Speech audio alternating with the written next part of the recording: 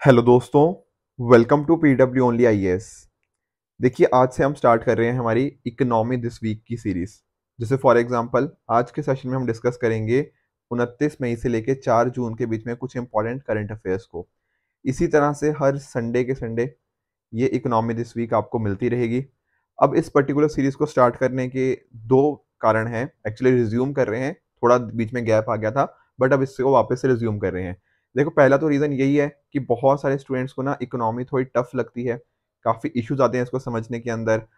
तो यहाँ पर हमारी कोशिश रहेगी ना कि जो आपको लगता है कि यार इकोनॉमी बहुत टफ है, इस टफनेस को हटाने की कोशिश करेंगे। दरअसल में होता क्या है कि इकोनॉमी टेक्निकल ज़रूर है, पर टफ नहीं है। तो यही सीरीज़ के थ्रू मेरा उद्देश्य रहेगा कि इस पर्टिकुलर चीज़ को मैं आपके तक पहुँचा पाऊँ, ये पर्टिकुलर मैसेज कन्वे कर पाऊँ, राइट? दूसरी चीज़ साथ ही साथ देखो, पिछले कुछ दिनों के अंदर बहुत सारे जो यूपीएससी के प्रीवियस ईयर टॉपर्स थे, जैसे 2022 की बात कर रहा हूँ, तो उनके साथ मेरी बात हुई। चाहे उसके अंदर आप ऑल इंडिया रैंक 98 की बात कर लीजिए, आप लक्ष्मी प्रिया की बात कर लीजिए, आप शुभाली प्रहार की बात कर लीजिए। इस तरह से बहुत सारे टॉपर्स ने मुझे बताया पर्सनली कि सर आप जो इकोनॉमी दिस वीक करते थे उसके काफ़ी मदद मिली। चाहे आप मेंस की बात कर लो पिछले साल का जो हुआ, या इंटरव्यू की बात कर लो, ये डिफरेंट स्टेजेस के अंदर बेसिकली उनको इस पर्टिकुलर सीरीज़ ने बहुत हेल्प करी है। तो ये देखते हुए मैंने डिसाइड किया कि हाँ जी, बिल्कुल, ये वापस से हमें सीरीज़ रिज़्यूम करनी चाहिए।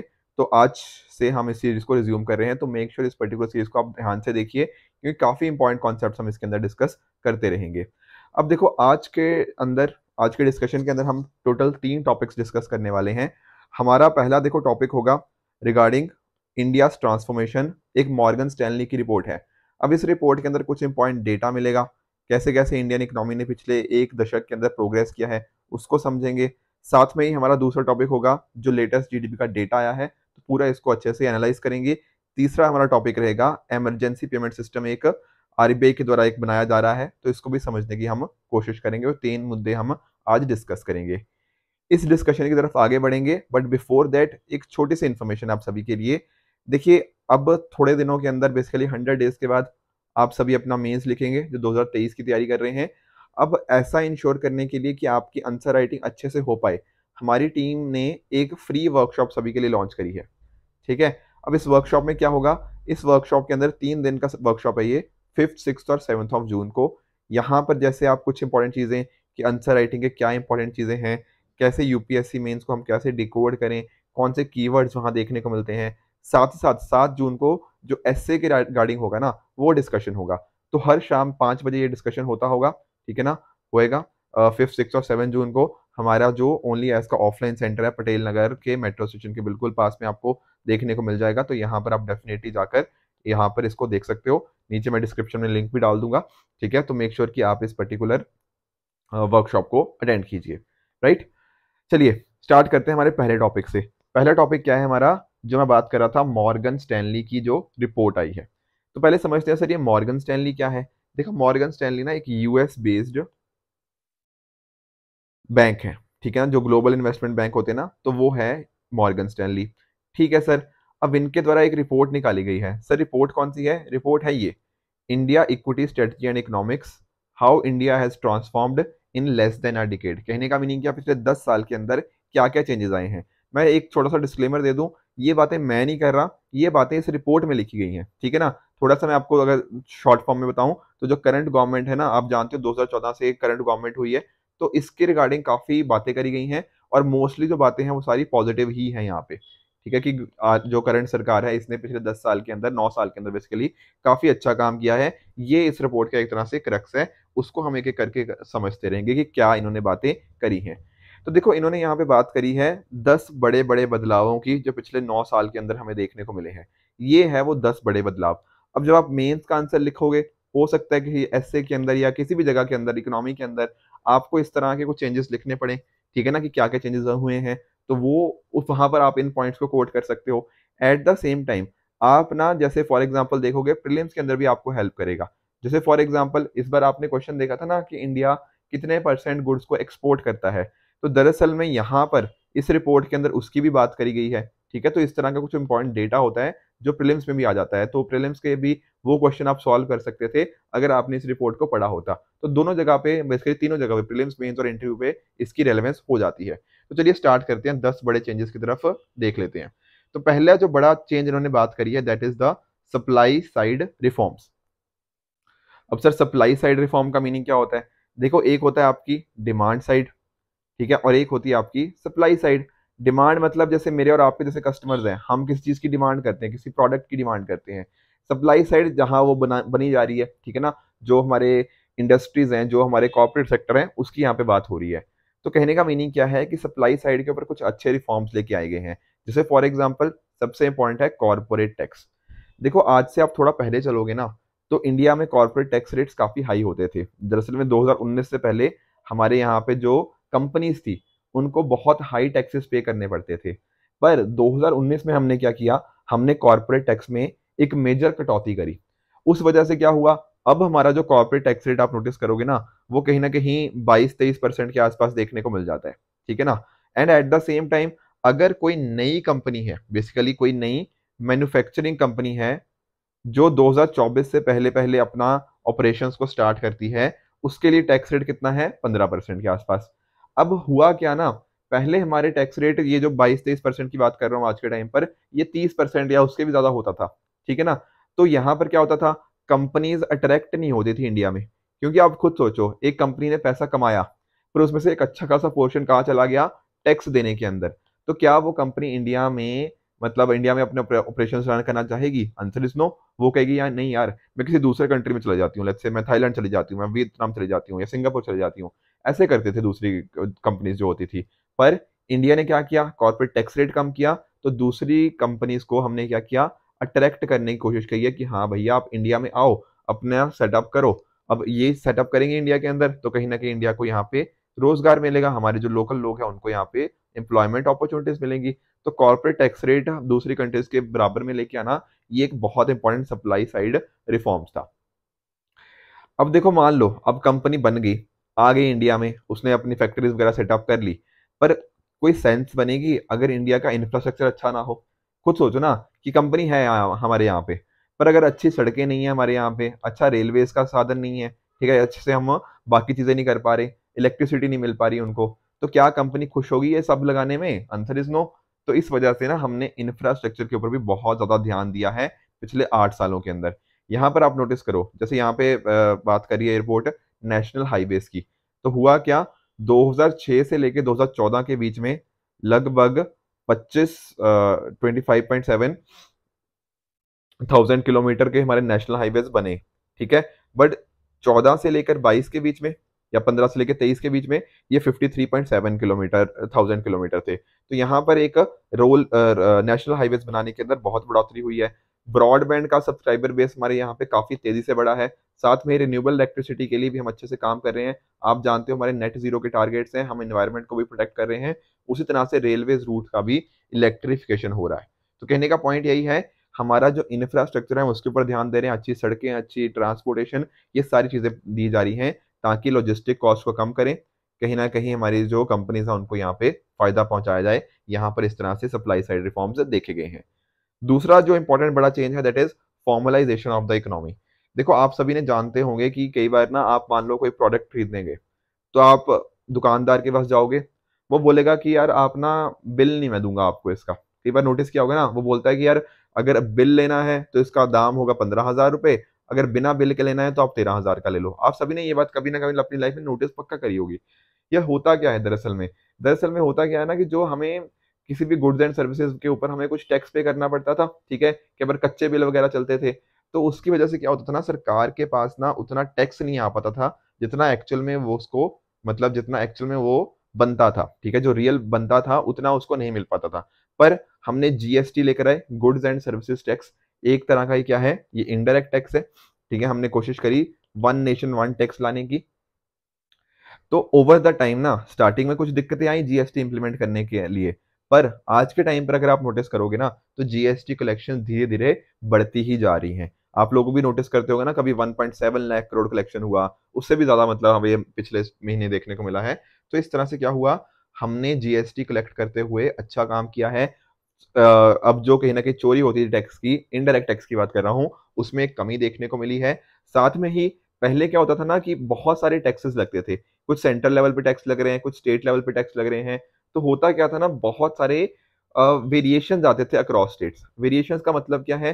वेरिएशंस का मतलब बहुत सिंपल है कि मान लो मैं महाराष्ट्र में हूँ और मैंने महाराष्ट्र में कंपनी बना रखी है या कुछ भी इस तरह से प्रोडक्ट सेल करता हूँ, तो यहाँ पर कुछ अलग ही टैक्सेशन सिस्टम चल रहा है। मध्य प्रदेश में मैं जैसे ही बॉर्डर चेंज करता हूँ तो अलग टैक्सेशन थोड़ा सिस्टम बदल जाता था। तो मुझे तो ऐसा लगता था यार ये कैसी स्टेट्स हैं, मतलब ये अलग अलग स्टेट्स हैं या अलग अलग कंट्रीज हैं कि इतने ज्यादा टैक्सेस के अंदर वेरिएशन आ रहा है। तो आज के टाइम पर जीएसटी का आना, मतलब जो जो आ चुका है बेसिकली, वो बताता है कि हाँ हमारी कंट्री एक यूनिफाइड मार्केट की तरह काम करती है। तो कंपनीज को भी यहाँ पे फायदा हुआ, हमारी सरकार का भी धीरे धीरे रेवेन्यू यहाँ से बढ़ रहा है, जो कि आप यहाँ पे नंबर्स की फॉर्म में देख भी सकते हो। ठीक है ना, यहाँ पर आप बिलियन डॉलर के अंदर आप देखना चाहो, बिलियन रुपीज के अंदर देखना चाहो, तो आप यहाँ पे लेफ्ट हैंड साइड देख सकते हो। ठीक है, और परसेंटेज के टर्म्स में भी हमारा ये धीरे धीरे इंप्रूवमेंट ही देखने को मिला है। यहाँ पर बीच में एक डिप देखने को मिला था। ये डिप और कुछ नहीं था, बेसिकली ये कोविड 19 पैंडेमिक का टाइम था, उस टाइम पर जीएसटी कलेक्शंस नीचे आए थे। साथ में अगर आप नोटिस करो डिजिटल ट्रांजैक्शंस की अगर हम बात करें तो वहां पर भी बढ़ोतरी हुई है। ठीक है ना, ये भी डिजिटल ट्रांजैक्शन भी क्या है, एक तरह का फॉर्मलाइजेशन ऑफ इकोनॉमी ही तो दिखाता है। तो 76% ऑफ जीडीपी नियरली आज के टाइम पर हमें डिजिटल ट्रांजैक्शंस का परसेंटेज देखने को मिलता है। तीसरे इंपॉर्टेंट चेंज की बात करें that is RERA act, real estate development and regulation act. ठीक है, होता क्या था ना, हमने ये एक्ट लेकर आए, इस एक्ट की मदद से अलग अलग चीजें हुई। जैसे फॉर एग्जांपल आप लोग भी ना कई बार मान लो कि अपना मान लो घर लेने जा रहे हो। अब घर लेने जाते टाइम ना आपका जो कहीं ना कहीं जो आपका बिल्डर होता है, ठीक है, जो घर बनाता है, ये बहुत ही ना ओपेकनेस रखता है, हर चीज आपको बताएगा नहीं, हर डेटा नहीं आपको देगा। ठीक है ना, अब रेरा के एक्ट के अंदर पता क्या हुआ, इस एक्ट के अंतर्गत हमने बात करी कंप्लीट ट्रांसपेरेंसी की। ये बिल्डर की जिम्मेदारी होगी कि पूरी की पूरी प्रॉपर इंफॉर्मेशन वो हमारे जो घर खरीदने वाला है, जो होम बायर्स है, वहां तक पहुंचे। कारपेट एरिया कैसे कैलकुलेट किया जाएगा उसके रिगार्डिंग हमने स्टैंडर्डाइजेशन किया। ठीक है ना, उसके साथ में ही अगर कुछ गड़बड़ आ जाती है तो गड़बड़ के लिए, कुछ डिफेक्ट के लिए किसको रिस्पॉन्सिबल रखा जाएगा, बिल्डर को रखा जाएगा। जो बायर का पैसा है उसको एक्सप्लॉइट नहीं किया जाएगा। ठीक है ना, और डिले प्रोजेक्ट्स के अंदर जो रिस्पॉन्सिबिलिटी आ जाएगी वो आ जाएगी आपकी बायर की नहीं, सॉरी, वहां रिस्पॉन्सिबिलिटी आ जाएगी आपकी, बिल्डर की रिस्पॉन्सिबिलिटी आ जाएगी। तो ऐसे एक्ट्स आने की वजह से डेफिनेटली लोगों को सहूलियत हुई है। और अगर आप नोटिस करोगे पिछले कुछ सालों के अंदर हमारी जो नई सेल्स हैं, नए लॉन्चेस हैं, उसके अंदर भी इंक्रीज देखने को मिला है। तो रेरा एक्ट एक तीसरा इंपॉर्टेंट यहाँ पे चेंज बन जाता है। चौथा पॉइंट का बात करी गई है रिगार्डिंग सोशल ट्रांसफर्स या फिर डायरेक्ट टू बेनिफिशियरी। आप नोटिस करते भी होंगे कि आज के टाइम पर ना जो पैसा है वो डायरेक्टली बेनिफिशियरी के अकाउंट में चला जाता है। सर इसका क्या मतलब, देखो मैं आपको छोटा सा एक एग्जांपल बताता हूँ। एक बार ना जो राजीव गांधी जी उस टाइम पे प्राइम मिनिस्टर थे आई थिंक, तो उन्होंने एक बात करी थी कि अगर मान लो मैं ना 100 रुपया किसी गरीब को पहुंचाने की कोशिश करता हूँ या फिर जो जरूरतमंद है उसको पहुंचाने की कोशिश करता हूँ, तो बस लगभग 15-16 रुपए ही कहीं ना कहीं उसके पास जा पाते हैं। बाकी का जो पैसा है वो बीच में लोग खा जाते हैं। समझ रहे हो, इतनी ज्यादा करप्शन मतलब हो जाती है कि एक्चुअल में जो बेनिफिशियरी था, जो जरूरतमंद था, उसको बहुत ही कम पैसा पहुंच पाता है। पर आज के टाइम पे तो सर हमें डीबीटी देखने को मिल गया, डायरेक्ट बेनिफिट ट्रांसफर। तो जो भी जरूरतमंद है, जो भी बेनिफिशियरी है, तो यहाँ से हमने बटन दबाया, वहां पैसा उसके खाते में सीधा, तो बीच में कोई लोग इन्वॉल्व भी नहीं हुए। तो इससे क्या हुआ, डायरेक्ट जितना पैसा था ना उसके फायदे में उसके खाते में चला गया, तो डायरेक्टली उसको बेनिफिट हो रहा है। तो हमारे यहाँ पे अगर आप नोटिस करोगे तो आप नोटिस करो ये कैश स्कीम्स हो गया या कैश का कंपोनेंट हो गया, वो डायरेक्टली उसके खाते में हम डाल रहे हैं। जैसे आपने पीएम किसान देखा होगा, ठीक है, इस पर्टिकुलर स्कीम के अंतर्गत क्या होता है, हमारे जो किसान भाइयों को 2-2 हजार रुपया मिलता है हर 4 महीने के ऊपर। ठीक है, तो साल में इनको 6 हजार रुपया टोटल इनके खातों में डायरेक्टली चला जाता है। तो बीच में जब कोई मिडिल मैन ही नहीं आया तो डायरेक्टली इनको फायदा हुआ। उसी तरह से और भी स्कीम्स हैं। अब एमजी नरेगा के अंदर भी आप देखो, ठीक है ना, वहां पर हो गया कुछ और स्कॉलरशिप्स वगैरह दी जाती हैं, पहल स्कीम हो गया। तो इस तरह के अलग अलग स्कीम्स का जो कैश कंपोनेंट है वो बड़ा है और इसने भी फायदा किया है जरूरतमंदों को। जब भी मतलब मान लो कोरोना पेंडेमिक आया या कुछ भी दिक्कत आती है या कोई भी हमें स्कीम्स का कुछ बेनिफिट देना है, तो वो हम डायरेक्टली उनके खातों में डालेंगे। तो कहीं ना कहीं अकाउंट्स होना, बैंक अकाउंट्स होना बहुत फायदेमंद रहा है। ऐसा direct to beneficiary social transfer एक बहुत इंपॉर्टेंट बड़ा चेंज बन जाता है। पांचवा जो इंपॉर्टेंट है that is insolvency and bankruptcy code. देखो एक टाइम था, स्पेशली अगर हम बात करें 2015-16 के आसपास की, हमारे जो नॉन परफॉर्मिंग एसेट थे एनपीएस, एनपीए का मतलब मान लो एक बैंक ने किसी को लोन दिया, ठीक है, पर जिसको लोन दिया था उसने पैसा वापस नहीं चुकाया। ठीक है, बाकी आप टेक्निकल डेफिनेशन जानते हो कि 90 डेज तक अगर इंटरेस्ट या पेमेंट प्रिंसिपल वो रीपे नहीं होता तो डेफिनेटली वो एनपीए बन जाता है। तो ऐसे टाइप्स के लोन्स बहुत ज़्यादा बढ़ गए थे, एनपीएस हमारे बहुत ज़्यादा बढ़ गए थे 15-16 के आसपास। तो कुछ इंपॉर्टेंट स्टेप्स लिए गए, हमारी कुछ सरकार ने लिए, कुछ आरबीआई ने लिए, इन दोनों ने मिलकर अच्छा काम किया है। और अगर आप नोटिस करोगे तो आज के टाइम पर ये एक डिक्लाइनिंग ट्रेंड के ऊपर है, तो कमी देखने को मिली हुई है। तो ये एक बहुत अच्छी बात है कि हमने इसमें एक कटौती कर दी है, ये जो रिस्ट्रक्चर्ड लोन्स और ग्रॉस नॉन परफॉर्मिंग लोन्स के अंदर। तो ये एक बहुत इंपॉर्टेंट चीज़ है और उसमें IBC code, insolvency and bankruptcy code ने एक अच्छा काम किया है। साथ में आप जानते हो कि जो कॉर्पोरेट डेट है कि कितना उन्होंने कर्जा ले रखा है, उसमें भी एक कमी देखने को मिली है। पहले 62% तक पहुंच गया था, उसमें कमी देखना भी एक अच्छी बात है कि ऐसा नहीं है कि कॉर्पोरेट्स के पास बहुत ज्यादा लोन है, ऐसा नहीं है। कॉर्पोरेट्स के पास मतलब अब वो लोन है थोड़ा सस्टेनेबल लेवल्स की तरफ जा रहा है। अगले चेंज की बात करें, that is flexible inflation target. इसका मीनिंग क्या है सर? देखो इसका मीनिंग बहुत ही सिंपल सा है, सॉरी। इसका मीनिंग ये है कि जैसे आप जानते होंगे ना कि हमें जो इन्फ्लेशन है उसको लाना होता है किसके बीच में, 2 से 6% के बीच में। ठीक है, आपने सुना होगा कि हमारा टारगेट क्या है, 4 ± 2%। तो हमारा ये क्या है, फ्लेक्सिबल इन्फ्लेशन टारगेटिंग है कि इस बैंड में हम अपनी जो महंगाई है, जो मुद्रास्फीति की दर है, इसको इस रेंज में लाने की कोशिश करेंगे। और आप नोटिस करो कि कुछ सालों को छोड़ के, ये देखो 2009 से 2014 की बात करें ना, तो हमारा जो महंगाई दर था, सीपीआई का जो इन्फ्लेशन था, कंज्यूमर प्राइस इंडेक्स का, ये कभी 12%, 11%, 10% ऐसे चल रहा था। पर 2015 ऑनवर्ड्स अगर आप नोटिस करो तो ये 6-7% से ऊपर हार्डली गया है। ठीक है, पिछले साल ही है 2022 के टाइम्स के ऊपर हमें देखने को मिला था, ये 7% के आसपास चल रहा था। बट अदरवाइज हमने जनरली कोशिश इसको 4 ± 2% के बीच में रखने की कोशिश ही करी है। And most of the years we have been successful.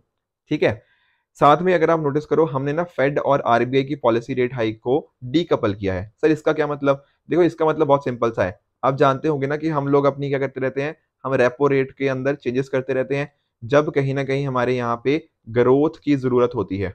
जैसे फॉर एग्जाम्पल जब कोविड 19 पेंडेमिक के शुरुआती टाइम्स थे, तो उस टाइम पे इकोनॉमी नीचे आ गई, तो हमें ग्रोथ की जरूरत थी। तो ग्रोथ की जरूरत थी तो हमने क्या कर दिया, रेपो रेट को नीचे कर दिया। तो कहीं ना कहीं लोगों तक ज्यादा पैसा पहुंच पाया। एंड अकॉर्डिंगली आज के टाइम पर जब हमने देखा कि पिछले कुछ टाइम्स के अंदर कि महंगाई बहुत ज्यादा बढ़ गई और इन्फ्लेशन को कंट्रोल करना जरूरी था, तब हम रेपो रेट को इंक्रीज करते रहे। ठीक है ना? तो हमारे जो डिसीजन थे ना, वो हमने प्रॉपर सोच समझ के लिए कि कब इसको कम करना है, कब इसको ज्यादा करना है। अदरवाइज कई बार पता क्या होता था कि हम आरबीआई की पॉलिसी रेट हाइक और फेड को कपल कर देते थे, मतलब जैसा जैसा फेड करता रहता था वैसा वैसा हम करते रहते थे। पर आज के टाइम पर ऐसा नहीं है। जैसे फॉर एग्जाम्पल आप नोटिस करो, यहाँ पर जब कोविड 19 पेंडेमिक आया तो जो यूएस का फेड था, जो यूएस का बेसिकली सेंट्रल बैंक है, तो उसने ऑलमोस्ट 0% कर दिया। ठीक है, जो पॉलिसी रेट था उनका। पर इंडिया ने, हमारे आरबीआई ने क्या किया, वो 4% के आसपास रखा। ठीक है ना? यहाँ पर इसके बाद आप नोटिस करो, फेड ने ना लगातार जब से महंगाई बढ़ी है, लगातार बढ़ाता ही जा रहा है काफी तेजी से। तो लगभग 5% का इंक्रीज इनको देखने को मिला है। पर इंडिया को उतना नहीं लगा, इंडिया ने इसलिए सिर्फ 2.5% का ही इंक्रीज किया है अपने रेपो रेट के अंदर। तो थोड़ी डीकपलिंग देखने को मिलेगी है। हम अपने फ्लेक्सिबल इन्फ्लेशन टारगेटिंग regime को फॉलो कर रहे हैं एंड ये एक अच्छी बात है। उसी तरह से हम बात करें, सातवां बड़ा बदलाव जो है, that is focus on FDI. ठीक है, आप जानते होते हो कि एक होता है हमारा एफडीआई, फॉरेन डायरेक्ट इन्वेस्टमेंट, एक होता है आपका फॉरेन पोर्टफोलियो इन्वेस्टमेंट। अब एफडीआई जो आता है ना, फॉरेन डायरेक्ट इन्वेस्टमेंट, इसका मीनिंग क्या होता है, ये इन्वेस्टमेंट आई है लंबे टाइम के लिए, लॉन्ग टर्म पर्पस के लिए। ठीक है, जैसे फॉर एग्जाम्पल सिर्फ इनका ये काम नहीं है कि इंडिया में पैसा डाला, प्रॉफिट लिया और पैसा लेके निकल गए, नहीं। यहाँ पर ये यहाँ की टेक्नोलॉजी, मैनेजरियल असिस्टेंस, हर चीज के अंदर रोल यहाँ पे प्ले कर रहे हैं। तो ये एक अच्छा खासा पैसा है जो इंडिया की डेवलपमेंट नीड्स को फुलफिल करता है। वेरएज जब मैं बात करता हूँ फॉरेन पोर्टफोलियो इन्वेस्टमेंट की, इनका काम सिर्फ और सिर्फ क्या होता है, सिर्फ प्रॉफिट मेकिंग। इंडिया में पैसा डालो, जैसे ही प्रॉफिट मिला पैसा निकाल के वापस ले जाओ। इसलिए इसको क्या बोलते हैं, हॉट मनी। बड़ी तेजी से पैसा आता है, बड़ी तेजी से पैसा बाहर भी चला जाता है। तो आप बताओ एक कंट्री की डेवलपमेंट के लिए कौन सी चीज ज्यादा इंपॉर्टेंट है? ऑब्वियसली एफडीआई, क्योंकि लंबे टाइम के लिए पैसा आया है इंडिया के डेवलपमेंट के अंदर, ये रोल प्ले करेगा, कुछ अच्छी टेक्नोलॉजी वगैरह भी आएगी। सिर्फ पैसा कमाना यहाँ पे ऑब्जेक्टिव नहीं है, और भी चीजें यहाँ पे देखने को मिल जाती हैं। तो इंडिया में अगर आप पिछले कुछ सालों में देखोगे ना, तो ये देखो एफडीआई काफी तेजी से हमारे यहाँ पे बढ़ता हुआ देखने को मिला है। ऑन द अदर हैंड बाकी चीजें, चलो एफपीआई वगैरह मतलब चेंजेस आए हैं, दैट इज परफेक्टली फाइन, कोई इशू नहीं है। पर एफडीआई में एक बढ़ना, इट क्लियरली शोज कि इंडिया का फ्यूचर अच्छी डायरेक्शन की तरफ जा रहा है। आगे बात करें इंडिया के 401 के मूवमेंट की। देखो इसके रिगार्डिंग हमें ज्यादा डिस्कस नहीं करना, दरअसल मैं आपको बताता हूँ यूएस में क्या हुआ। यूएस में ना एक रिटायरमेंट सेविंग प्लान है जिसका नाम है क्या, 401 के प्लान। अब यहाँ पर क्या होता है रिटायरमेंट सेविंग प्लान का मतलब, मान लो आप एम्प्लॉय हो, किसी कंपनी के लिए काम कर रहे हो, ठीक है ना, कल को आप रिटायर भी हो जाओगे, काफी सालों बाद आप रिटायर हो जाओगे। तो जब आप रिटायर होगे तो आपको कुछ वगैरह पैसा मिलना चाहिए। तो होता पता क्या है, इस तरह के कुछ सेविंग प्लान आते हैं। उसके अंदर आपका जो एम्प्लॉयर है, जिसके लिए आप काम करते हो, और दूसरे आप खुद यानी कि एम्प्लॉय, ये दोनों कुछ पैसा कहीं ना कहीं कंट्रीब्यूट करते हैं, उसको इन्वेस्ट किया जाता है। एंड अकॉर्डिंगली फिर मतलब आप म्यूचुअल फंड में इस पैसे को डाल सकते हो। इस तरह के अलग अलग ऑप्शन हमें देखने को मिल जाते हैं। फिर आपको at the end of retirement आपको पैसा मिलना लग जाता है। तो यहाँ पर इंडिया के केस में भी हमें देखने को मिला। इंडिया के केस में अगर आप नोटिस करोगे तो चाहे आप बात करो सिस्टमैटिक इन्वेस्टमेंट प्लान की, एसआईपी की, डीएमएफ की बात करो, डायरेक्ट म्यूचुअल फंड्स की, तो इस तरह के अलग अलग ऑप्शंस जो दिए जाते हैं ना, उनका भी बढ़ोतरी उनमें अंदर हमें देखने को मिली है। तो ये भी क्लियरली शो करता है कि लोग इन्वेस्ट ज्यादा कर रहे हैं। ठीक है, तो this is a good thing for Indian economy as well. अगले चेंज की तरफ चलते हैं, number 9, that is government support for corporate profits. देखो अगर आप नोटिस करो, ये है इंडिया की जीडीपी इस तरह से बढ़ रही है, उसी तरह से कहीं ना कहीं हमारे जो कॉर्पोरेट्स हैं उनके प्रॉफिट्स भी उसी डायरेक्शन में बढ़ रहे हैं। तो ये भी एक अच्छी चीज है कि कॉर्पोरेट्स के रिगार्डिंग इंडिया की अच्छी अप्रोच रही है। अदरवाइज अगर आप खुद ऐसा सोचो कि मान लो हमारी जीडीपी बढ़ती रहे पर हमारे जो कंपनीज हैं वो अच्छा ना करें, तो दिक्कत आ जाएगी ना। दरअसल में होता क्या है ना, जो बड़े बड़े कॉर्पोरेट्स हैं ये लोगों को अच्छी खासी एम्प्लॉयमेंट प्रोवाइड करते हैं। तो अगर इनका कॉन्फिडेंस बना रहेगा तो दिस क्लियरली शोज कि हाँ, कि इकोनॉमी ठीक परफॉर्म करती रहेगी। उसी तरह से नंबर 10 है एमएनसी सेंटीमेंट। एमएनसी मतलब जो मल्टीनेशनल कंपनीज, जो बड़ी बड़ी कंपनीज होती हैं, अलग अलग देशों में काम करती हैं, उनका सेंटीमेंट काफी अच्छा चल रहा है। जैसे फॉर एग्जाम्पल आप इस ग्राफ को देखो, इस ग्राफ का देखो मीनिंग बहुत सिंपल सा है। ये रही जीरो की लाइन, जब ये जीरो की लाइन जीरो से ऊपर है, मतलब ये पॉजिटिव वाली साइड है, इसका मतलब पता क्या है, इसका मतलब ये है कि जो कंपनीज हैं उनके दिमाग में ये चल रहा है कि India is a better location than China. कहने का मतलब क्या, कि इंडिया एक अट्रैक्टिव डेस्टिनेशन है चाइना के मुकाबले। अगर ये लाइन जीरो के नीचे जाती है तो इसका मतलब उनको लगता है चाइना ज्यादा फेवरेबल है। समझ रहे हो, जीरो से ऊपर है तो लग रहा है कि इंडिया बढ़िया जगह है, हमें यहाँ पे जाना चाहिए। अगर जीरो से नीचे है तो लगता है चाइना जाना चाहिए। तो आज के टाइम पर अगर आप नोटिस करो, पिछले ये क्वार्टर्स की बात करी गई है, तो इंडिया का जो सेंटीमेंट है वो ऊपर चल रहा है। तो कहीं ना कहीं इंडिया में भी यहाँ पे, अगर अदरवाइज आप नोटिस करो, ये 2009-10 के अंदर जनरली चाइना के अंदर ही ज्यादा फेवर किया जाता था चाइना को। पर आज के टाइम पर आप नोटिस करो, इंडिया भी यहाँ पर इस रेस में है और इंडिया ने इनफैक्ट चाइना को भी पीछे छोड़ने की हम कोशिश डेफिनेटली कर रहे हैं। साथ में अगर आप नोटिस करो, जो मैं बात कर रहा था एक्सपोर्ट मार्केट की, तो यहाँ पर अगर आप नोटिस करोगे तो यहाँ पर है गुड्स का एक्सपोर्ट। ठीक है ना, आप लोगों के प्रीलिम्स के क्वेश्चन भी आया था 2023 का ही। तो यहाँ पर आप नोटिस करो ये ब्लू वाली लाइन, तो ब्लू वाली लाइन क्या दिखाती है कि हमारा जो एक्सपोर्ट शेयर है ना, नियरली 1.8 to 1.9% के आसपास है।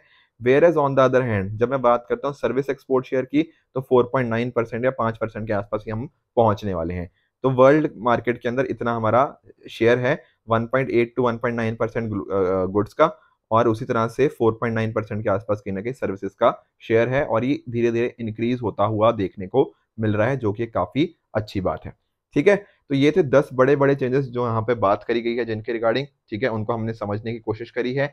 इसके अलावा ना इस पर्टिकुलर रिपोर्ट में और भी बातें करी गई हैं कि कैसे हमने इंफ्रास्ट्रक्चर के अंदर तेजी लेकर आई है, कैसे हमने कैपिटल एक्सपेंडिचर मतलब जैसे मान लो आप सड़कें बना रहे हो, आप ब्रिजेस बना रहे हो, ठीक है ना, जो बड़ा बड़ा खर्चा है लंबे टाइम के लिए जो आप खर्च कर रहे हो, वो इंडिया में इंक्रीज होता हुआ देखने को मिला है। तो ये लॉन्ग टर्म पोटेंशियल को इंप्रूव करने के लिए एक अच्छी बात है। साथ में इस रिपोर्ट के अंदर ही एंड कुछ और डिस्कशंस के अंदर भी ये बात करी गई है कि इंडिया की जीडीपी दुनिया की सबसे तीसरी बड़ी जीडीपी हमें देखने को मिल जाएगी आने वाले सालों के अंदर। ठीक है, तो ऐसा इनका मानना भी है। इसके अलावा अगर आप नोटिस करोगे तो इस पर्टिकुलर रिपोर्ट में कुछ रिस्क की भी बात करी गई है। सर रिस्क कैसे, जैसे फॉर एग्जांपल अगर आप नोटिस करोगे तो दुनिया में कुछ कंट्रीज के अंदर हमें रिसेशन देखने को मिला है। जैसे फॉर एग्जांपल आप जर्मनी की बात कर लीजिए, तो जर्मनी का जीडीपी ग्रोथ रेट काफी लंबे टाइम से हमें कुछ नेगेटिव सिचुएशन भी देखने को मिली है उसके अंदर। उसके अलावा ऐसा भी देखा गया है कि जैसे अब आने वाले साल के अंदर 2024 के अंदर हमें इलेक्शंस देखने को मिलेंगे इंडिया के अंदर। अब अगर ऐसा हो कि मान लो बहुत सारे किसी एक पर्टिकुलर पार्टी को मेजोरिटी नहीं मिलती है, कुछ जोड़ तोड़ की सरकार बनती है, तो वो एक इम्पैक्ट हमारी इकोनॉमी के ऊपर कॉज कर सकता है। बाकी ये कुछ ऐसे रीजन यहाँ पे बताए हुए हैं। मैं फिर से डिस्क्लेमर दे दूं, यहाँ पर मेरा कोई ओपिनियन नहीं था। ये इस पर्टिकुलर रिपोर्ट ने क्या क्या बोला है, मैंने वो पॉइंट्स आपके आगे रखने की कोशिश करी है। इनमें से देखो जो डेटा वगैरह है डेफिनेटली काफी रिसर्च के बाद इन्होंने बनाया है, तो डेटा वगैरह बिल्कुल ठीक है। आप जैसे फॉर एग्जांपल यूपीआई का डेटा हो गया, डिजिटल पेमेंट का डेटा हो गया, रेलवेज का कितना डेटा हो गया, ठीक है, रोड कैसे कैसे बनी है, ये सारा डेटा आप अपने आंसर्स में डेफिनेटली यूज कर सकते हो। इसमें डेटा में कोई गड़बड़ नहीं है, ये गुड्स एंड एक्सपोर्ट्स का डेटा, ये सारे आप कहीं ना कहीं पॉइंट्स यूज कर सकते हो। क्लियर हुआ? ठीक है, चलते हैं हमारे अगले टॉपिक की तरफ। अगला टॉपिक हमारा क्या है, that is with regards to the GDP growth. आप लोग भी न्यूज़पेपर के अंदर ऐसी चीजें पढ़ रहे होंगे कि सर इंडिया की जो जीडीपी है वो इतने परसेंट से इंक्रीज हुई है। तो देखो समझने की कोशिश करते हैं, बिल्कुल बेसिक से समझाऊंगा। एक साल होता है ना, तो इसके अंदर होते हैं 4 क्वार्टर्स। क्वार्टर का मतलब 3 3 महीने, ठीक है सर। तो 3 महीने को क्या बोलते हैं, एक क्वार्टर। और हमारा जो फाइनेंशियल ईयर होता है, जब आप एफवाई पढ़ते हो, एफवाई मतलब फाइनेंशियल ईयर। फाइनेंशियल ईयर कब से कब तक होता है आपका, अप्रैल से लेकर मार्च तक।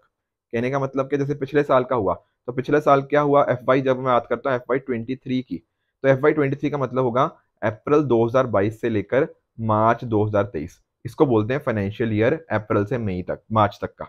ठीक है, तो इसके अंदर से 4 क्वार्टर हुए। कौन से 4 क्वार्टर? अगर मैं बात करता हूँ क्वार्टर वन की, क्वार्टर वन का होगा आपका अप्रैल 2022 से लेकर जून तक का, ठीक है। क्वार्टर टू आपका होगा जुलाई से लेकर आपका सितंबर। क्वार्टर थ्री होगा आपका कौन सा, अक्टूबर टू दिसंबर। और आखिरी में जो चौथा क्वार्टर होगा क्वार्टर फोर, क्वार्टर फोर आपका हो जाएगा जनवरी टू मार्च, ठीक है, जो जनवरी 2023 से मार्च 2023। तो अभी पता क्या हुआ है, अभी मई एंड के अंदर, ठीक है, ये मई एंड में आया है ये न्यूज अभी 2 3 दिन पहले ही। तो उस दिन क्या हुआ, हमें ये क्वार्टर फोर का डेटा आया। होता क्या है, ये जनवरी से लेकर 1 जनवरी 2023 से लेकर मार्च 31 2023 का डेटा था। तो उसके 2 महीने बाद ये डेटा देखने को मिलता है हमें। तो अभी मई एंड में हमें ये डेटा देखने को मिला है। अब क्योंकि देखो क्वार्टर फोर का तो डेटा आ गया, और बाकी डेटा तो हमारे पास ऑलरेडी पहले से थे, quarter one, quarter two, quarter three. तो यहाँ पर पूरे साल का भी, साल भी कंप्लीट हो गया हमारा फाइनेंशियल ईयर। तो इस तरह से हमें पूरे साल का डेटा भी मिल गया। आई बात समझ में? तो क्वार्टर फोर का भी डेटा आया है और पूरा साल कंप्लीट भी हो गया था, तो इसलिए पूरे साल का भी डेटा आया है। तो क्वार्टर फोर का डेटा कितना आया है, क्वार्टर फोर का डेटा आया है आपका 6.1%। मतलब हमारी जीडीपी इतनी तेजी से बढ़ी है क्वार्टर फोर के अंदर। एंड अगर पूरे साल की बात करें तो पूरे साल के अंदर कैसे बढ़ी है, 7.2% के हिसाब से। क्लियर हुआ पॉइंट? मैं फिर से एक बार बता दूं, क्वार्टर फोर की हमारी ग्रोथ रही है कितनी, क्वार्टर फोर की ग्रोथ थी कितनी, 6.1%, ठीक है। और इस साल की मतलब एफ वाई 2023 की कितनी रिपोर्ट रही है ग्रोथ, तो वो ग्रोथ रही है आपकी 7.2%, ठीक है। तो ये बात सर समझ आ गई। अब आप लोग सोच रहे होंगे सर ये डेटा दिया किसने, तो देखो दिया है ये डेटा आपके एनएसओ ने। एनएसओ क्या है, नेशनल स्टैटिस्टिकल ऑफिस। ये ऑफिस आता है हमारी Ministry of Statistic and Programme Implementation, जिसको हम मोस्पी भी बुलाते हैं। तो मोस्पी मिनिस्ट्री के अंदर एनएसओ है। एनएसओ ये डेटा लेकर आता है। यहाँ पर आप देख सकते हो फोर्थ क्वार्टर की यहाँ पे बात करी गई है, ये इस तरह से पूरा ये बता रखा है इस तरह से, ठीक है ना। तो ये बात आपको समझ आनी चाहिए। अब एक बात चलो समझ आ गई, सर एफ वाई 23 में हमारी इकोनॉमी ग्रो करी 7.2% से। उससे पिछले साल कितने से ग्रो करेगी, उससे पिछले साल हमारी ग्रोथ हुई थी कितने से, 9.1% से। तो कहने का मतलब क्या, पहले हम ज्यादा तेजी से ग्रो कर रहे थे एफ वाई 2022 के अंदर, आज हम उसके कंपैरिजन में थोड़ा कम तेजी से ग्रो कर रहे हैं। ग्रो हम आज भी कर रहे हैं, ठीक है ना, पर बढ़ने की रफ्तार के अंदर कमी आई है। समझ पाए हो? पहले हम बढ़ रहे थे 9.1% की रफ्तार से, अब हम बढ़ रहे हैं 7.2% की रफ्तार से। सर उससे पहले कितना था, उससे पहले एफ वाई 21 में दरअसल में हमारी ग्रोथ रेट थी -5.8%। तो पहले हम घट रहे थे। मैं समझाने की कोशिश करता हूँ कि आखिर सर ये ऐसा वेरिएशन क्यों देखने को मिला। पहले इकोनॉमी नीचे जा रही थी, फिर बड़ी तेजी से ऊपर बढ़ी, फिर बीच में नीचे आ गई, मतलब नीचे नहीं आई, बढ़े अभी भी रही है, फिर बढ़ने की रफ्तार में कमी आई है। दरअसल में इसको क्या बोलते हैं, बेस इफेक्ट। मैं समझाने की कोशिश करता हूँ आपको। बहुत मेरा मैं सिमिलर एग्जांपल ही लेता हूँ, बट समझ जाओगे आप इससे चीजें। जैसे मान लो आपके ना एग्जाम्स हैं, ठीक है ना, आप एग्जाम दे रहे हो, मान लो इकोनॉमी का ही आप ना टेस्ट दे रहे हो, आप जैसे सेक्शनल टेस्ट देते हो। तो मान लो आपने ना 5 सेक्शनल टेस्ट दिए। आपके पहले सेक्शनल टेस्ट के अंदर मार्क्स आए मान लो 100 में से 80, ठीक है। दूसरे सेक्शनल टेस्ट में आए आपके 100 में से 83, ठीक है। फिर मान के चलते हैं कि तीसरे टेस्ट में ना कुछ गड़बड़ होगी आपसे, ठीक है, इसमें आपका स्कोर आया 20, ठीक है। चौथे टेस्ट में आपका स्कोर आया लेट्स से 45, ठीक है सर। ऐसे आपने आपने मान लो चार चार ही टेस्ट थे मान लो, ठीक है। ठीक है सर, समझ आ गया।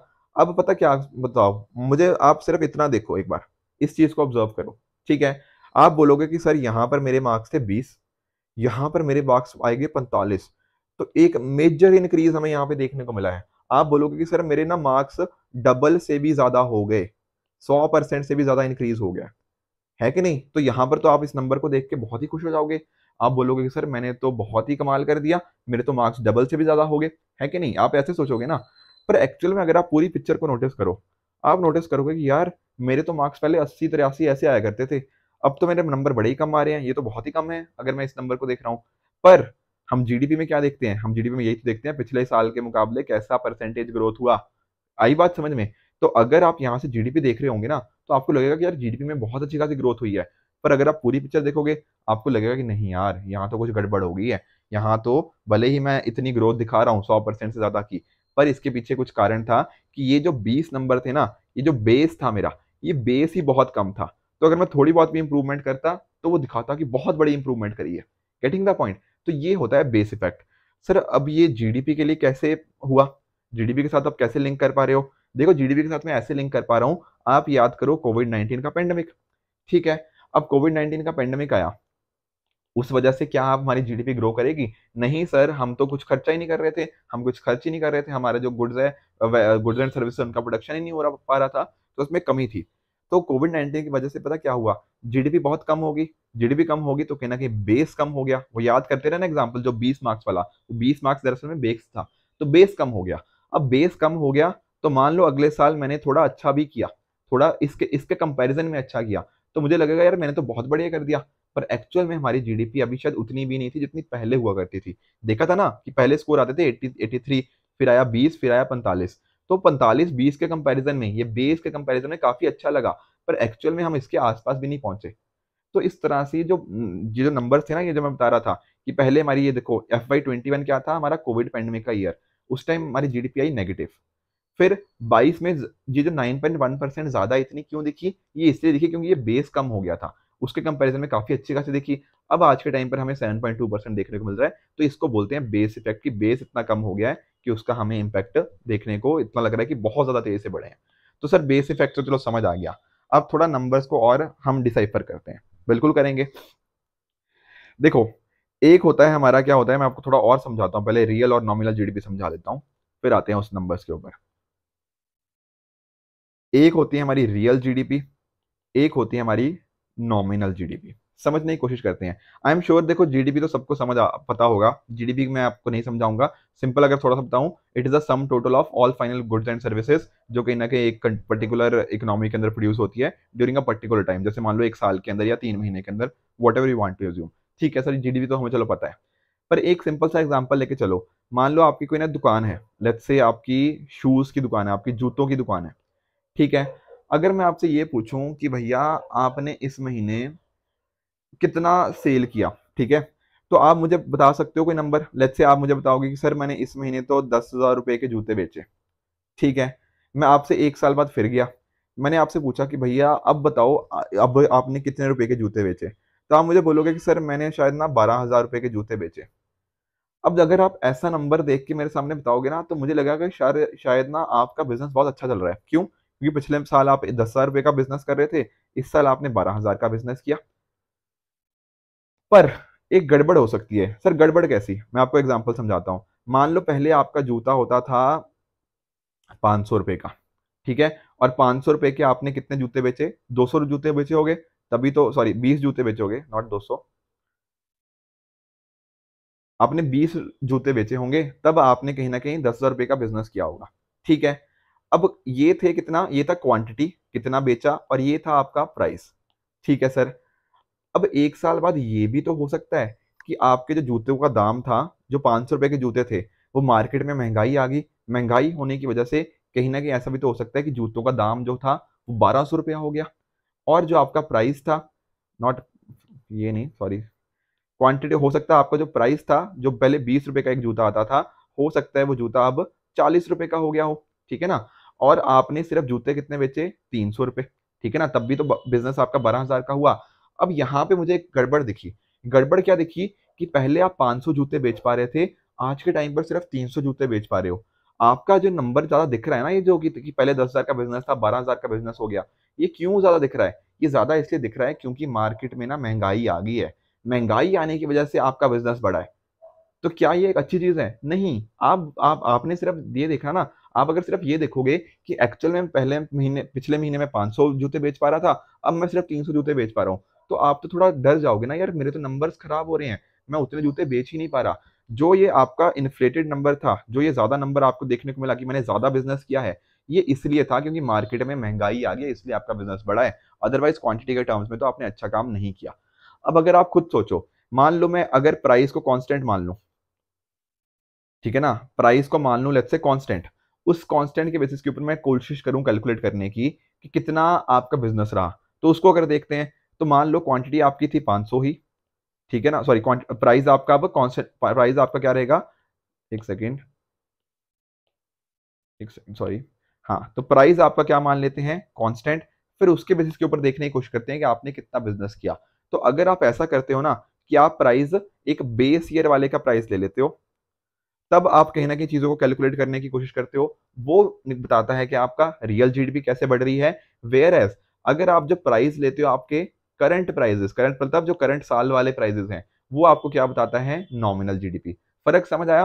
फर्क रियल और नॉमिनल जीडीपी में बस इतना ही होता है कि नॉमिनल जीडीपी के अंदर क्वांटिटी तो आप किसकी लोगे, क्वांटिटी आज के साल की ही लोगे, और नॉमिनल के अंदर प्राइजेस कौन से लेंगे हम, करंट प्राइजेस वाले। Whereas on the case of real GDP, real GDP के अंदर आप जो क्वांटिटी होगी, क्वांटिटी तो हर साल की देखते रहोगे, जो भी हमने जूते बेचे, पर जो प्राइजेस होंगे वो कौन से लेंगे, प्राइजेस आप कांस्टेंट लोगे, कोई बेस ईयर के जो प्राइजेस होंगे उनको लिया जाएगा। अब इस तरह से हमारा रियल और नॉमिनल जीडीपी कैलकुलेट करी जाती है।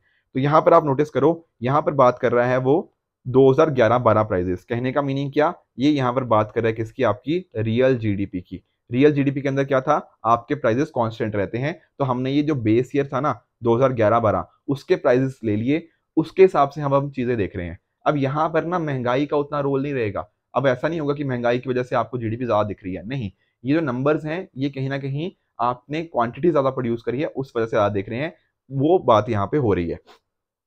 तो ये जो मैंने आपको बताया था ना कि हमारी जीडीपी कितने से बढ़ी, 7.2% से, वो किसकी बात हो रही थी, वो रियल जीडीपी की बात हो रही थी।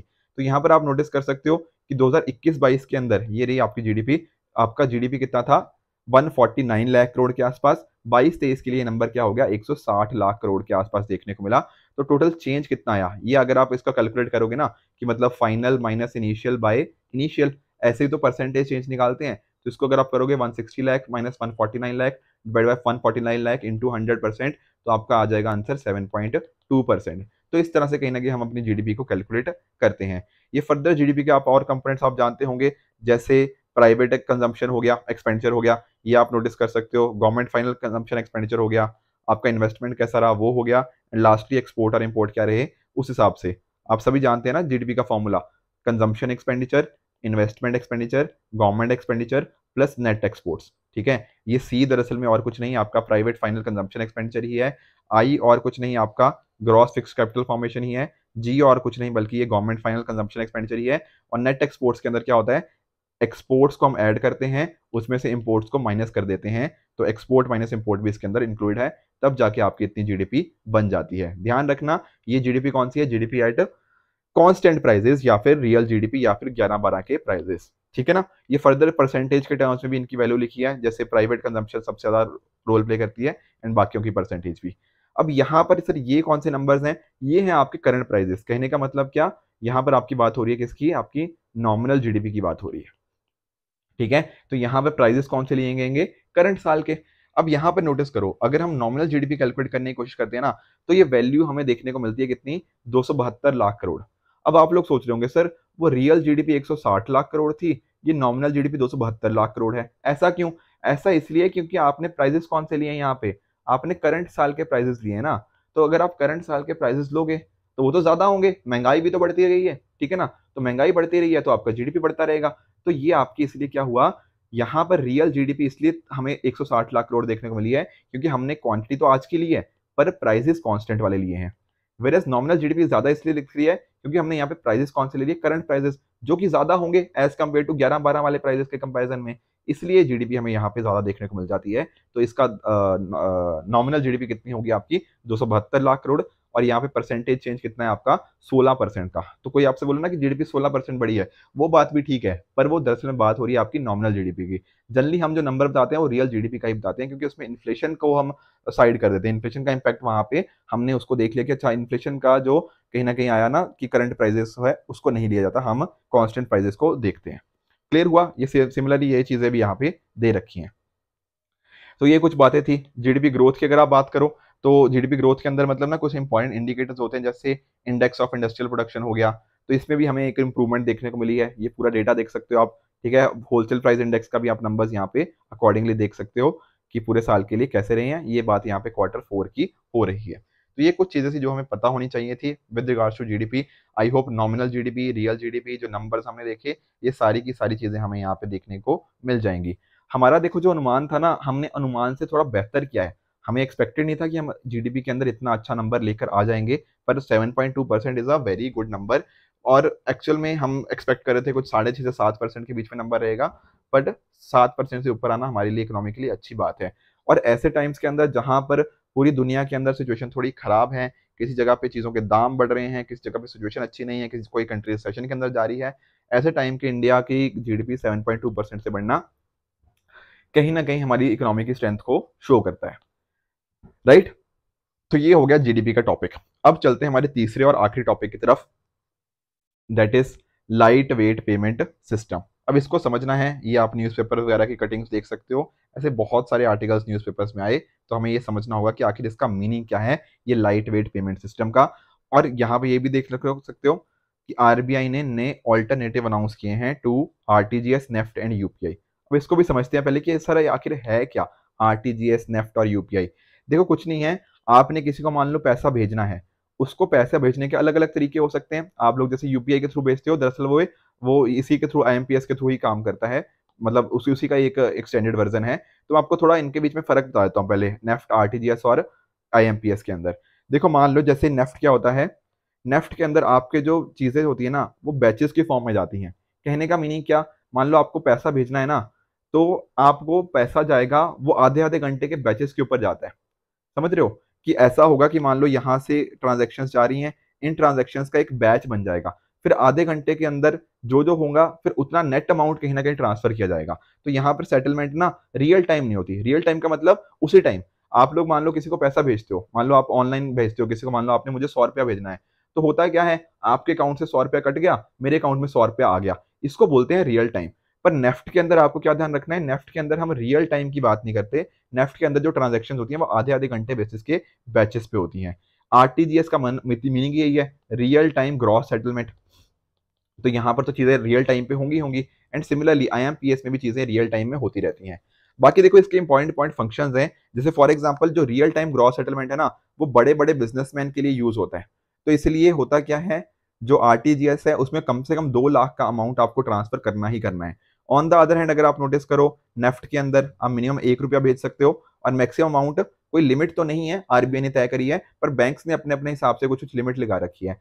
आईएमपीएस के अंदर आप मिनिमम 1 लाख से लेकर 5 लाख रुपए तक का भेज सकते हो। और यहाँ पर जो अवेलेबिलिटी है ना, अब सबकी 24/7 कर दी है, मतलब आप कभी भी कर सकते हो। अदरवाइज पहले ना कुछ रिस्ट्रिक्शंस होती थी कि आप सैटरडे संडे नहीं कर सकते, आप 6 बजे के बाद नहीं कर सकते। अब वो रिस्ट्रिक्शंस नहीं रही। अगर आपको गूगल के ऊपर कुछ दिखता है ना ऐसा, वो इसलिए दिखता है क्योंकि वो पुराने आर्टिकल्स हैं, ठीक है ना। अपडेटेड चीज यही है कि अब ये सारी चीजें 24/7 हो चुकी हैं, ठीक है ना। यहाँ पर आपके जो पीपीआईज होते हैं, आपका फोन पे वॉलेट वगैरह, वहां पर आप आईएमपीएस को यूज करते हो। तो ये सारी चीजें थी, थोड़ा फर्क पता होना चाहिए। बाकी नेफ्ट आरबीआई रेगुलेट करता है, आरटीजीएस आरबीआई का ही एक इंस्ट्रूमेंट है, वेयर एज जो आईएमपीएस है वो NPC, national payment corporation of India का एक टूल है। तो ये कुछ फर्क थे नेफ्ट, आरटीजीएस और आईएमपीएस के बारे में। ये स्टैटिक पोर्शन था जो थोड़ा हमने समझ लिया। अब दरअसल में समझते हैं कि आखिर ये लाइट वेट पेमेंट सिस्टम की क्या बात करी जा रही है। देखो आरबीआई ना कोशिश कर रहा है एक light weight payment and settlement system की। सर इसका मीनिंग क्या है, मैं आपको समझाता हूँ। आप लोग जैसे कुछ भी आप करते हो, जैसे यूपीआई करते हो, आरटीजीएस करते हो, नेफ्ट करते हो, एनीथिंग, तो ये ना कुछ इसके पीछे टेक्नोलॉजी होती है, हमें दिखती नहीं है। देखो टेक्नोलॉजी, हमने तो क्या किया, डायरेक्टली किसी को भेजना है पैसा तो भेज दिया, पर इसके पीछे जो टेक्नोलॉजी होती है, जो प्रॉपर इसके पीछे का जो इंफ्रास्ट्रक्चर होता है, यूपीआई, नेफ्ट, आरटीजीएस के पीछे का, ये काफी हैवी होता है। ठीक है सर, तो हैवी होता है मतलब इसको ऑपरेट करना काफी हैवी हैवी मतलब सिस्टम्स होते हैं इसके पीछे के। तो हमारा आरबीआई का है कि हम ना एक लाइट वेट पेमेंट सिस्टम लेकर आएंगे। कहने का मीनिंग क्या, कि एक ऐसा सिस्टम आएगा जो इस तरह की कहीं ना कहीं डिजिटल पेमेंट्स को कर पाए, ठीक है। और वो दरअसल सिस्टम इतना हैवी इंफ्रास्ट्रक्चर वाला ना हो, वो थोड़ा लाइट वेट हो, ठीक है। लाइट वेट का मतलब ये नहीं उठाने में लाइट वेट नहीं, वो पीछे का जो इंफ्रास्ट्रक्चर होता है, मतलब जो बैक एंड वाला सिस्टम होता है वो लाइट हो, ठीक है ना, उसको हम कैसे भी ऑपरेट कर पाए। साथ में ही वहां उसको ऑपरेट करने के लिए बहुत ज्यादा स्टाफ की जरूरत ना हो। सर इसका काम क्या है, समझ तो गए थोड़ा कि लाइट का मतलब क्या है, कि बैकएंड का जो इंफ्रास्ट्रक्चर है वो थोड़ा लाइट ही होना चाहिए, उसमें मतलब बहुत ज्यादा कॉम्प्लिकेशंस ना होने चाहिए। दरअसल में होता क्या है ना कि कल को मान लो हमारी किसी से कुछ लड़ाई हो जाती है, या फिर कोई बहुत भयंकर त्रासदी आ गई, कुछ भी मतलब कुछ बहुत लेट्स से कुछ बहुत ही नेगेटिव चीज आ गई, तो ऐसे टाइम पे पता क्या होता है, हमारा जो कुछ इंफ्रास्ट्रक्चर होता है उसको डैमेज हो जाता है। ठीक है, अब कल को सोचो कि मान लो चाइना के साथ लड़ाई होगी या किसी के साथ भी मान लो इस तरह से लड़ाई होगी, अब वो ऐसे टाइम पे हो सकता है हमारा जो पेमेंट सिस्टम है वो अचानक से क्रैश कर जाए, ठीक है ना। पर ऐसे टाइम पर भी तो कुछ ऐसी चीजें होंगी जो हमारी इकोनॉमी को रन करने के लिए बड़ी जरूरत है। जैसे सर फॉर एग्जाम्पल, जैसे हो सकता है कुछ हमारे सरकार को कुछ बल्क पेमेंट करनी हो, या फिर हो सकता है हमारे जो बैंक्स हैं, जो बड़े बड़े बैंक्स होते हैं, उनको आपस में कुछ पैसा का लेन देन करना हो, ठीक है। तो इस तरह के कुछ बहुत इंपॉर्टेंट काम हो सकते हैं। अगर मान लो ये काम रुक जाएंगे तो एक तरह से हमारी इकोनॉमी रुक जाएगी। और जो वॉर है, लड़ाई के अंदर अगर मान लो आपने सामने वाली कंट्री की इकोनॉमी को एक तरह से पूरा ध्वस्त कर दिया, तो उससे क्या होगा, सामने वाली कंट्री के पास एडवांटेज आ जाएगा। तो हम ये चीज नहीं चाहते। हम चाहते हैं कि मान लो कल को ना, मतलब आई होप कल को लड़ाई ना हो, बट लेट्स से कि लड़ाई हो गई है, तो ऐसे टाइम के अंदर आपकी इकोनॉमी कितनी रिजिलियंट है, कितनी स्ट्रांग है, वो कहीं ना कहीं आपको लड़ाई में जीतने की एक पावर दे पाएगी। अगर मान लो लड़ाई के अंदर क्या हुआ, हमारा इंफ्रास्ट्रक्चर सिस्टम पूरा फेल कर गया, तो डेफिनेटली मतलब वो कंट्री, मतलब वो उसको रिकवर करना बहुत ज्यादा मुश्किल हो जाएगा। तो यहाँ पर ना RBI light light weight portable payment system लेकर आ रही है, ठीक है, मतलब आएगी आने वाले टाइम के अंदर। तो ये इसका काम यही है कि कल को अगर मान लो कुछ भी इस तरह का नेगेटिव हो जाता है, ऐसे टाइम्स के अंदर भी वो लिक्विडिटी हमारी जो पाइपलाइन है वो अच्छे से वर्क करती रहे। कोई भी हमारे जो गवर्नमेंट हो गया, जो मार्केट रिलेटेड जो ट्रांजेक्शन है जो कि बहुत ज्यादा इंपॉर्टेंट है, वो अच्छे से काम करती रहे एक्सट्रीम कंडीशन के अंदर भी। तो इसके लिए इस पर्टिकुलर पर्पस को यूज किया जाएगा। देखो अभी तक जो बात डिस्कशन हमारी है, इसमें ऐसा नहीं है कि मैं आपको यूपीआई पे करूं, उस पर्टिकुलर चीजों के लिए इसको नहीं है। इसका काम सिर्फ वही है जो बहुत बड़ी बड़ी कुछ बहुत इंपॉर्टेंट ट्रांजैक्शंस होती हैं हमारी इकोनॉमी के लिए, उन पर्टिकुलर चीजों को यहाँ पे यूज करने के लिए इसकी बात करी गई है। तो कई इजी क्वेश्चन भी आ जाता है, ठीक है, कि लाइट वेट पेमेंट सिस्टम का क्या रोल रहेगा। तो ये चीज आपको डेफिनेटली पता होनी चाहिए कि इसका इंपॉर्टेंस क्या है। आई होप ये पर्टिकुलर टॉपिक भी आप अच्छे से समझ गए होंगे। तो देखिए ये थे आज के जो तीनों टॉपिक जो हमें डिस्कस करने थे।